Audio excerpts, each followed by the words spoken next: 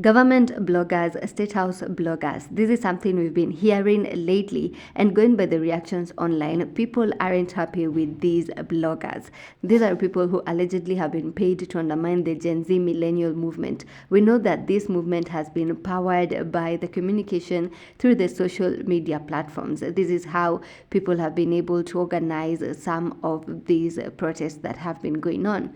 And so it is said that these Statehouse bloggers, quote unquote, have been paid to fight hashtags that promote the movement and also push hashtags that promote the government and the actions of the government. So who exactly are these bloggers? This is what we'll be looking into in this video. On 20th of July, other bloggers on X were saying that the Statehouse bloggers, in quotes, had visited Statehouse to receive their envelopes. And the photos that were going around were these photos to show some of the bloggers who had allegedly gone to Statehouse. So is this true? And are they really paid bloggers? Well, let's take a look into this. Starting with the female blogger Naipamei Kai Kai, who, honestly, looking at her tweets on X, you will realize that she does lean towards the government side, and she does it often. It's like her daily job. Other than that, she claims that she's not a government blogger but a youth leader. Now let's look at some of her tweets. The caption to her photo with Ruto: President William Ruto sends his warm greetings to you all. He is fully committed to supporting youth innovation, creative economy, and young professionals. The government of Kenya is committed to employ inclusive measures in developing the nation going forward.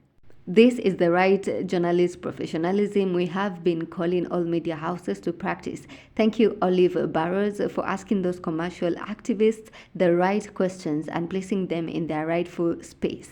I love how Kashmir Makaure and Mercy Torres were handled. Now, this is her supporting Olive Barrows and how she interviewed Kashmir and Mercy, while everyone on X was against how Olive Barrows went about the interview.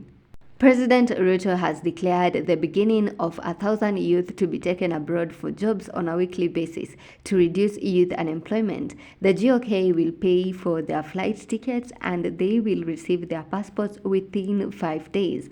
The president is delivering his promise to Kenyans. Well, do you agree with the allegations that Naipamei Kai Kai is a Statehouse blogger? Let us know in the comment section.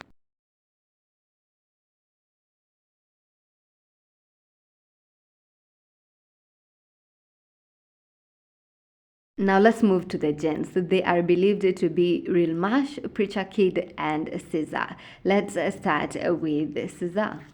He goes by the name Czar Toreto on X. In one of his tweets, he was urging people to join Zakayo's candid conversation about job creation in Kenya. In another, he said, President William Ruto has been treated to a heroic welcome, with hundreds of residents turning up to welcome him in Likoni, Mombasa Pwani Development Tour, and even posted this video on his TL.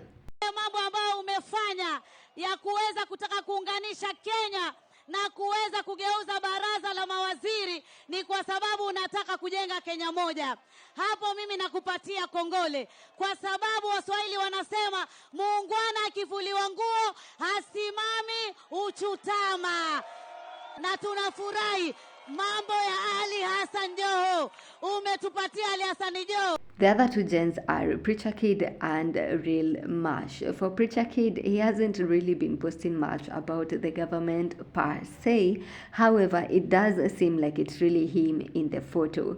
Even many people acknowledged it. And looking at this photo from his Instagram and this photo where these gentlemen are, then it does look like it's him. Other than these bloggers, there are also other people who don't necessarily have huge followings but seem to be doing the same job.